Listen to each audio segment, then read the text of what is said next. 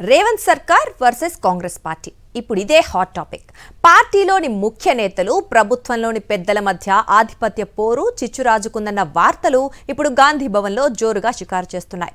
ఓ committee సమావేశమై ఈ దూరానికి కారణమని చెప్పుకుంటున్నారు. ప్రభుత్వం పార్టీ మధ్య సమన్వయం కోసం ఏర్పాటు చేసిన కోఆర్డినేషన్ కమిటీ మీటింగ్ చిచ్చు రాజేసిందని గాంధీ భవన్ వర్గాలు చెబుతున్నాయి. ఇంతకీ కోఆర్డినేషన్ కమిటీ విషయంలో ముఖ్య నేతలు ఎందుకంత గుర్రుగా ఉన్నారు? అధికార కాంగ్రెస్ ప్రభుత్వంలోని ముఖ్య నేతల మధ్య 3 రోజులుగా కోఆర్డినేషన్ కమిటీ సమావేశం తీవ్ర చర్చనీయాంశంగా మారింది. ఏ ఇద్దరు నేతలు కలిసినా అసలు ఏం జరిగిందన్న దానిపైనే డిస్కషన్ జరుగుతోందంటున్నారు. పార్టీ హైకమాండ్ కొంతకాలం క్రితం ప్రభుత్వం పార్టీల మధ్య సమన్వయం కోసం ఓ కోఆర్డినేషన్ కమిటీని ఏర్పాటు చేసింది.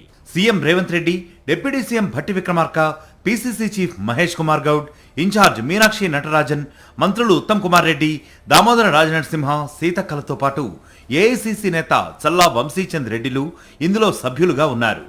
ఈ కమిటీ ఏర్పాటు చేసిన మొదట్లో ఒక మీటింగ్ నిర్వహించారు. మొదట్లో అంతా బాగానే ఉన్నా ఈ మధ్య ఢిల్లీలో నిర్వహించిన మీటింగ్ విషయంపై నేతలు గుర్రుగా ఉన్నారట.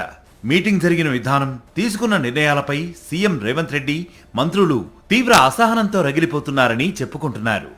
గత వారం ఢిల్లీలో కోఆర్డినేషన్ కమిటీ మీటింగ్ జరిగింది. ఈ మీటింగ్ను AICC general secretary KC Venugopal నిర్వహిస్తారని మొదట సమాచారం ఇచ్చారు. తీరా మీటింగ్ సమయానికి కేసీ వేణుగోపాల్ పార్లమెంటుకు వెళ్లిపోయారట. దీంతో మీటింగ్ను వంశీచంద్ రెడ్డిని లీడ్ చేయాలని సూచించారట. ఎప్పుడైతే కమిటీని వంశీ లీడ్ చేస్తారని తెలిసిందో అప్పుడే ముఖ్య నేతల ఈగో బాగా హర్ట్ అయిందని టాక్. వాస్తవానికి వంశీ ఏఐసీసీలో కీలక నేతనే కావచ్చు, కానీ రాష్ట్ర స్థాయిలో అంత ప్రాధాన్యత లేదు.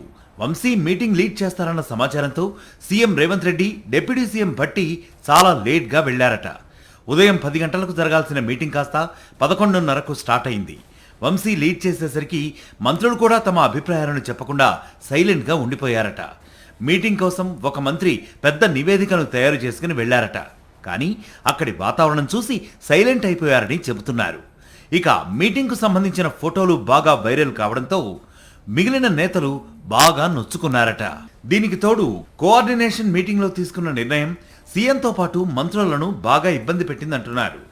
ఇక నుంచి ప్రభుత్వంలో కానీ పార్టీలో కానీ ఏ కీలక నిర్ణయమైనా కోఆర్డినేషన్ కమిటీలో చర్చించి నిర్ణయం తీసుకున్న తర్వాతే బయటకు చెప్పి ఇంప్లిమెంట్ చేయాలనే కండిషన్ పెట్టారట. ఇది అగ్గికి ఆజ్యం పోసినట్లయిందట. సీఎంతో పాటు ఒకరిద్దరు మంత్రులు ఈ వ్యవహారంపై తీవ్ర అసహనంతో రగిలిపోతున్నారని చెబుతున్నారు. ప్రభుత్వం తీసుకునే నిర్ణయాలు కేబినెట్లో చర్చించాలే కానీ కోఆర్డినేషన్ కమిటీలో చర్చించాలంటాం ఏంటనే పాయింట్ విషయంలో విభేదాలు తలెత్తాయట.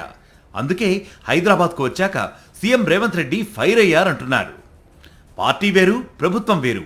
పార్టీ నేతలు ప్రభుత్వంలో వేలు పెట్టాలని చూసినా, ప్రభుత్వ అధినేతగా ఉన్న తన భుజాలపై కూర్చొని సవారీ చేద్దామని చూసినా సహించేది లేదని కాస్తంత ఘాటుగానే ముఖ్య నేతలతో మాట్లాడినట్లు చెబుతున్నారు. సీఎం ఘాటు స్పందనపై పార్టీలో హాట్ డిబేట్ నడుస్తోంది. ఇక దీనికి తోడు యాదాద్రి టెంపుల్ కమిటీ నియామకంపై పార్టీలో సీఎం చర్చించి ఉండాల్సిందన్న పీసీసీ చీఫ్ వ్యాఖ్యలపై కూడా రేవంత్ రెడ్డి ఆగ్రహంతో ఉన్నారట. యాదాద్రి టెంపుల్ బోర్డు నియామకం పారదర్శకంగా, భవిష్యత్తులో వేగవంతంగా అభివృద్ధి చెందేలా నిర్ణయం జరిగిందని, మున్సిపల్ శాఖ మంత్రిగా బోర్డు నియామకం తన పరిధిలో జరగడాన్ని సీఎం సమర్థించుకుంటున్నారు. అయితే బోర్డు నియామకం జరిగిన తర్వాత పీసీసీ చీఫ్ ఈ అంశంపై ఎందుకు మాట్లాడాల్సి వచ్చింది, ఉద్దేశపూర్వకంగానే మాట్లాడారా అనే చర్చ కూడా ఇప్పుడు నడుస్తోంది. కోఆర్డినేషన్ కమిటీ ఎపిసోడ్తో మొదలైన రచ్చ యాదాద్రి టెంపుల్ కమిటీ దగ్గర ఆగింది. పార్టీ ప్రభుత్వం మధ్య సమన్వయం చేసే కమిటీ కాస్త నేతల మధ్య విభేదాలకు కారణం కావడంతో నెక్స్ట్ ఏం చేయాలా అనే ఆలోచనలో పడిందట అధిష్టానం. చూడాలి మరి ఈ పరిస్థితి చక్కదిద్దేందుకు హైకమాండ్ నెక్స్ట్ ఏ కమిటీ వేయబోతుందో. మరిన్ని అప్డేట్స్ కోసం ఛానల్ ను సబ్స్క్రైబ్ చేయండి. నోటిఫికేషన్స్ కోసం బెల్ ఐకాన్ పై క్లిక్ చేయండి.